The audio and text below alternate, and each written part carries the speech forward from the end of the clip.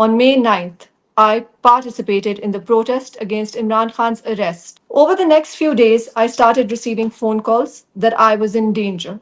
A few days later, armed men raided my parents' house in Kant and abducted my father, husband, and my brother. I left my 5-year-old daughter sleeping. False news of my arrest would be broken, placing me at locations I had never been to. And certain accounts were calling for my rape by the police and skinning me alive. My family was shattered and scattered. My friends' homes were being raided. Their staff was getting beaten and brutalized. I decided to surrender. I just told myself, whatever would happen, Allah would give me the courage to bear it. I was thrown into a dirty cell in Lytton police station with street criminals. I am Khadija Shah, a Pakistani and American dual citizen. I have built a life in my motherland, Pakistan, and I am an entrepreneur. I own and head 2 fashion brands and have represented Pakistan globally. My grandfather was the former Chief of Army Staff, and my father, Salman Shah, has served as the Finance Minister of the country. I have always taken my civic role seriously and spoken up on various issues affecting our country and the well being of our people. On May 9th, I participated in the protest against Imran Khan's arrest, the subversion of our constitution, and the derailment of democracy as an ordinary citizen of Pakistan. Over the next few days, I started receiving phone calls that I was in danger and should leave home. I was shocked and in disbelief. I had done nothing illegal. Why was I in danger? There was news of raids on the houses of people who had attended the protest, and my name was on a list. I had to leave home with my daughter. A few days later, armed men raided my parents' house in Kant and abducted my father, husband, and my brother. My father, who had a history of service to the country, is a diabetic and needs his medicine in the early hours. He was not allowed the courtesy of even taking his medication. My husband was beaten, he was tasered, and his eardrum was permanently damaged. They had come to get me. My sister sent me a video of the raid and asked me to leave my friend's house immediately. They had our drivers and our household staff. It was only a matter of time before they would get to me. I left my 5-year-old daughter sleeping. I would see her face again after 2 months. The next few days, I went from house to house, whoever would be kind enough to give me refuge. I stayed in empty homes and took public transport. Our family was scattered all over the city, communicating with each other without revealing locations. I was completely alone. After a week, we decided that I would surrender myself to the authorities. My face was being flashed all over media as a PTI leader and the mastermind of the May 9th protest. A narrative was being drummed up, painting me as an absconder on the run. False news of my arrest would be broken, placing me at locations I had never been to. I would see all this on TV and social media. Certain journalists were tasked to spread the same narrative on social media, and certain accounts were calling for my rape by the police and skinning me alive. It was the most terrifying thing to see about yourself, and it was being done without an iota of proof being given against me. They wrote and said whatever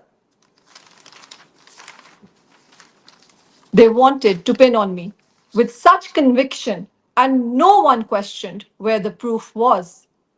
This was my first personal experience of complete lawlessness that had engulfed our country and would swallow it up in the months to come. My husband was still in jail without any charges, and they refused to let him go till I handed myself over. My family was shattered and scattered. My friends' homes were being raided. Their staff was getting beaten and brutalized. I decided to surrender. I still believed against my instinct that because I was innocent and there was no proof, the courts of justice would release me. As I drove in a rickshaw to the CCPO office, every instinct of mine told me the grave danger I was in. There were several points at which I thought, just stop, get out of this vehicle and run far away. Those tweets of propaganda and political accounts asking for my rape and skinning me alive flashed in my head. I just told myself, whatever would happen, Allah would give me the courage to bear it. I numbed my mind as I would 7 months later on the journey to Balochistan.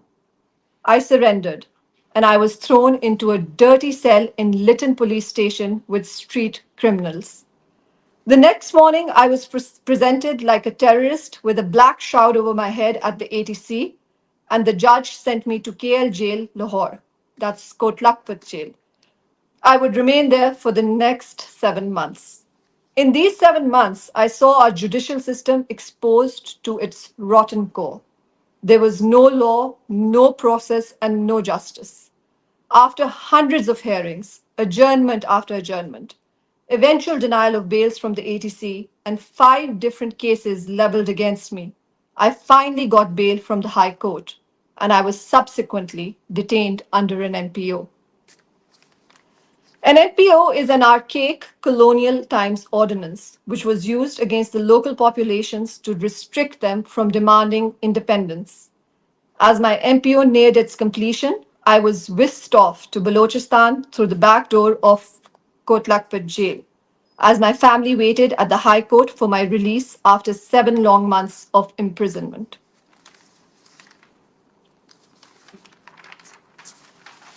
The order for me to be taken to Balochistan was sanctioned by an ATC judge.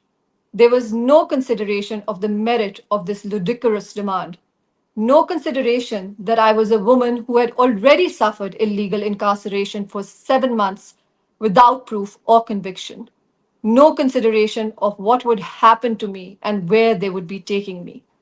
I was put in a Vigo with heavy police contingents and driven to Balochistan on an 18-hour long journey on the most dangerous route in Pakistan. A route where there are almost daily attacks on police and law enforcement agencies. My life and the lives of those tasked to take me were put on stake as if we were animals and mere statistics. I was kept in a basement in a detention center in Balochistan. I was in police remand for 17 days. The charge against me was leading and instigating the protests in Balochistan. The Honorable Judge of the Balochistan High Court, like all sane individuals, found this to be laughable. The police, even after 17 days, were unable to produce any credible evidence against me. I was finally released on the 27th of December and headed back with my family to Lahore. Up until 9th May, I had led a life of privilege. I never had a brush with law or the legal system. I was outspoken on political matters as a student of politics and a concerned citizen. But I had no idea about the extent of our institutional and systemic deformity. I was brought up by my grandfather, the former chief of the army, and I had seen the leadership of the political parties closely. It is alarming that those same politicians who would flock to my grandfather asking for his intervention and support to bring them into power are still dominating the political landscape 30 years later.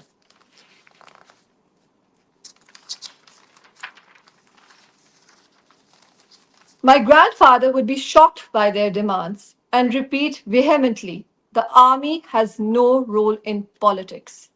I grew up with a disdain for our politicians and their lack of concern for the ordinary citizen and selfish pursuit of self interest and power.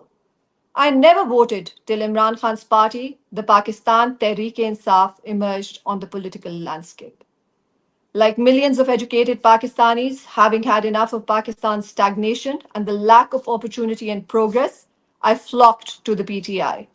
Here was a leader who made our country win the World Cup, built the first cancer hospital of Pakistan, and had an untarnished record of financial integrity. He stood in stark contrast to our traditional politicians who had only become richer as Pakistanis became poorer over the last 7 decades. Imran Khan's government wasn't perfect, but he held the people of Pakistan close to his heart, and his greatest initiatives targeted to help the most underprivileged and bring ease to their lives. The PTI performance in KP was unparalleled. However, just 3.5 years in, he was ousted by the vote of no confidence, blatantly and visibly orchestrated. His MPs were bribed, collected in the Sindh House and made to vote against him. Murderers of Nazim Jokio were flown in from Dubai to vote against him. Jailed leaders were escorted to the parliament to vote against him. Pakistanis watched shell shocked as our fragile democracy was turned into a joke and ripped into shreds.